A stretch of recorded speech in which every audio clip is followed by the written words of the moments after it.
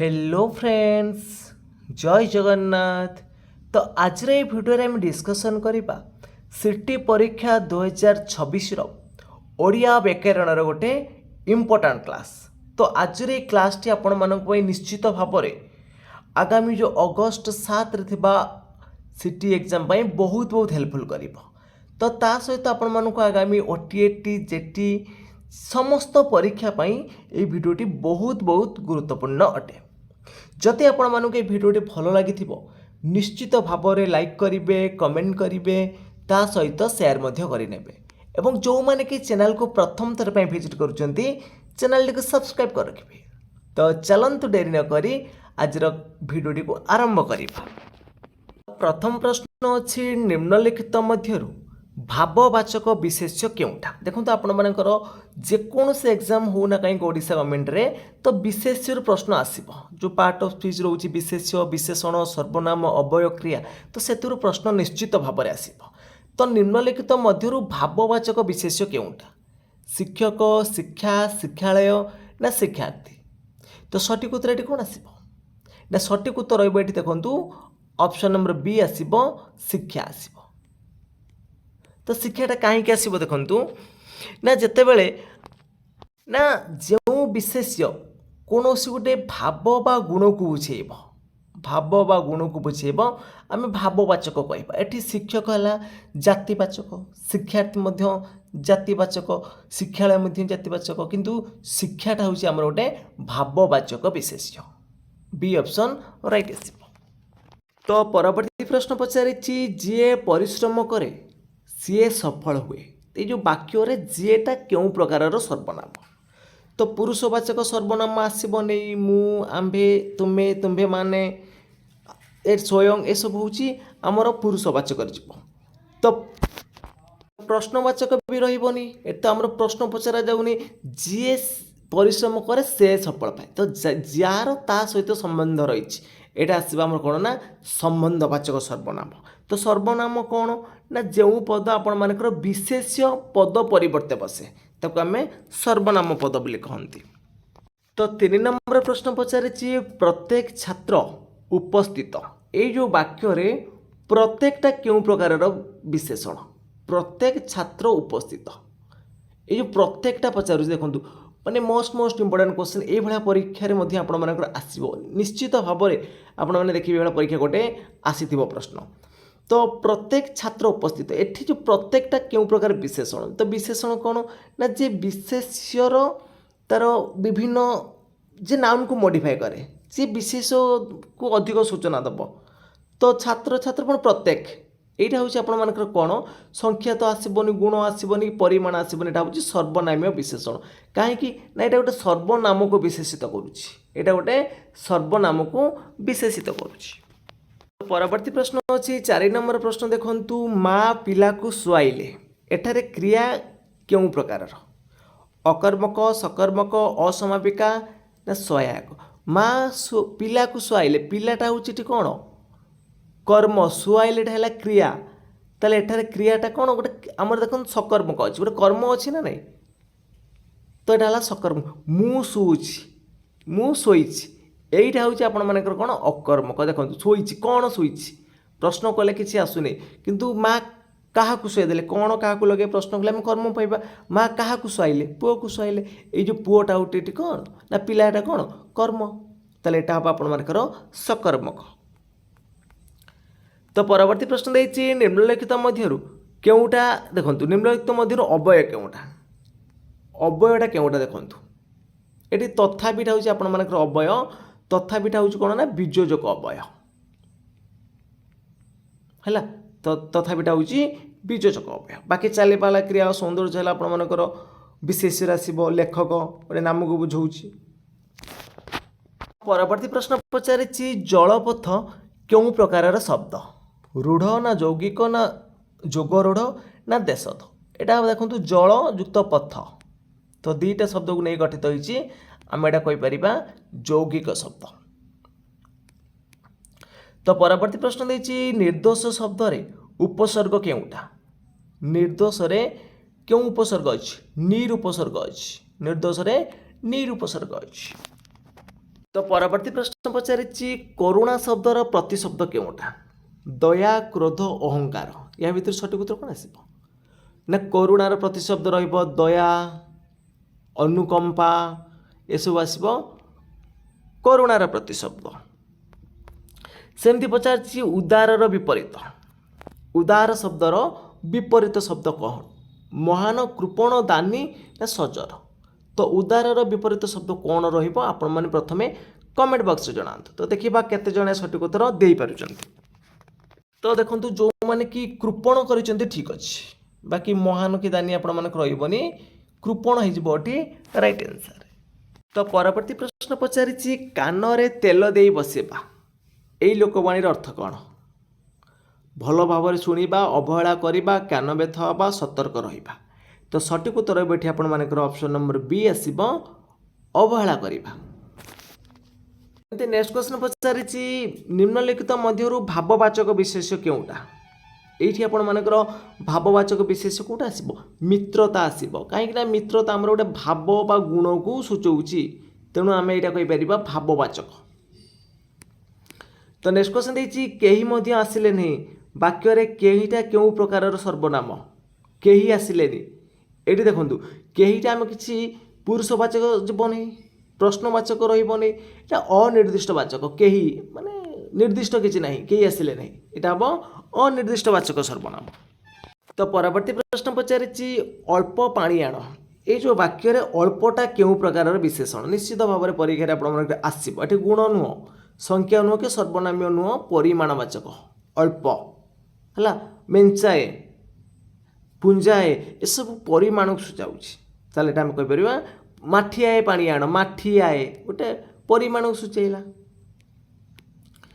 तो परवर्ती प्रश्न देछि सूर्य उदय हुए एठारे क्रिया केउ प्रकारर एठारे जो क्रियाटा रही केउ प्रकारर सकर्मक अकर्मक सहायक ना प्रेरणार्थक सूर्य उदय हुए ये देखु अकर्मक रहा कहीं देखु ना कर्म कौन उदय हुए कौन हुए उदय उदयटा कौन क्रिया तो आम प्रश्न कौन लगे प्रश्न कले आसुची कि क्या उदय हुए कौन उदय हुए किए उदय हेले पचारे सूर्य आसवाटा हूँ आपर कौन कर्ता आसब किंतु कर्म ना ये आसम कौन अकर्मक परवर्ती प्रश्न पचारि निम्नलिखित मध्यरु समुच्चय बोधक अवय केउटा जदि एवं आय पर्यंत समुच्चय बोधक अवय पचारि एठी आसीबो कोन एवं माने आम जोटा कहते संयोजक कहीं एवं दुईटी शब्द को संयोग करुच्ची तो नेक्स्ट क्वेश्चन देछि निम्नलिखित मध्यरु जोगरूढ़ शब्द केउटा राजपुत्र पंकज जलपथ देशभक्त तो सठिक उत्तर बैठी आपण मानकर बी ऑप्शन पंकज तो परवर्ती प्रश्न पचारि अपमान शब्दर उपसर्ग केउटा अपमान लेठी अपज तो नेक्स्ट क्वेश्चन पचारि देखंतु चंद्रर प्रतिशब्द केउटा तो दिवाकर भास्कर तपर ये तीन टाइम हूँ सूर्यंकर बाकी निशाकर हूँ आपण मानकर चंद्रर तो परवर्ती प्रश्न पचारि निंदार विपरीत शब्द तो आम समस्त जानते निंदार विपरीत शब्द आसुची कौन प्रशंसा तो परवर्ती प्रश्न देछि हाथ गुंजी बसिबा ये लोकवाणी अर्थ कौन आसब हाथ गुंजी बसिबा यही लोकवाणी अर्थ कौन आसब निष्क्रिय हुई बसिबा तो बी ऑप्शन राइट आसब तो परवर्ती प्रश्न देछि निम्नलिखित मध्यरु समूहवाचक विशेष्य केउटा सैनिक सैन्य सेनापति योद्धा समूहवाचक विशेष्य सैन्य रही राइट आंसर कहीं देखु ना अनेक सैनिक समूह को आम सैन्य बोली कहते यहाँ समूह रहा अनेक सैन्य को आम कौन बोली कहते सैन्य बोली कहते तो परवर्ती प्रश्न पचारि जार पुस्तक से आसु वाक्य जारटा क्यों प्रकार सर्वनाम पुरुषवाचक आसबनी प्रश्नवाचक आसबनी बाकी देखो संबंधवाचक और अनिर्दिष्टवाचक मध्य कौन आसब ना संबंध अच्छी जार पुस्तक सहित संबंध अच्छी आम कहवाटा संबंधवाचक तो परवर्ती प्रश्न पचारि द्वितीय छात्र पुरस्कार पाइला एठारे द्वितीयटा केउं प्रकारर विशेषण एटा तो गुण आसबनी परिमाण नाही सर्वनाम्य नुह द्वितीयटा गोटे क्रम रोचे प्रथम पर द्वितीय आसुची आगे द्वितीय आसब कि गोटे क्रम अनुसार आसुची आम कहीपर क्रमसूचक संख्यावाचक। तो नेक्स्ट क्वेश्चन देछि से हसिला एठारे केउं क्रियाटा केउं प्रकारर से हसिला कौन हसिला ये कौन लगे प्रश्न करंतु किछि आसबनी एटा आसब अकर्मकरे। परवर्ती प्रश्न देछि निम्नलिखित मध्यरु विस्मयबोधक अवय केउटा किंतुटा होछि आपण मानकर वियोजक एवं ढाला संयोजक जो आ देछि आमे गोटे सुख दुख बा भावरे आमे प्रकाश करंदी ना आ तो एटा होछि विस्मयबोधक अवय। तो नेक्स्ट क्वेश्चन देछि निम्नलिखित मध्यरु रूढ़ शब्द केउटा रूढ़ शब्द तो गच्छ रहइबो एठी राइट आंसर। तो परवर्ती प्रश्न पचारि सुकर्म यही शब्दर उपसर्ग केउटा सुकर्म सु एटी रहइबो उपसर्ग।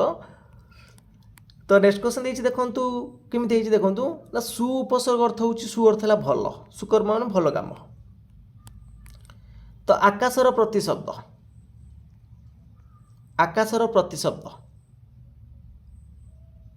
अनल हबनी अंबु हबनी अनिल हबनी अंबर जानते आकाशर प्रतिशब्द गुड़िक कौन कौन अंबर गगन नभ नहीं कि भौम ये सब रोचे आकाशर प्रतिशब्द। सेमती परवर्ती प्रश्न पचारि लाभर विपरीत शब्द हूँ क्षति।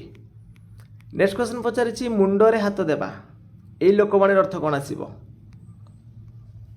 आशीर्वाद करवा विपदरे पड़ी चिंता करवा मुंड व्यथा हवा ना स्नेह करवा।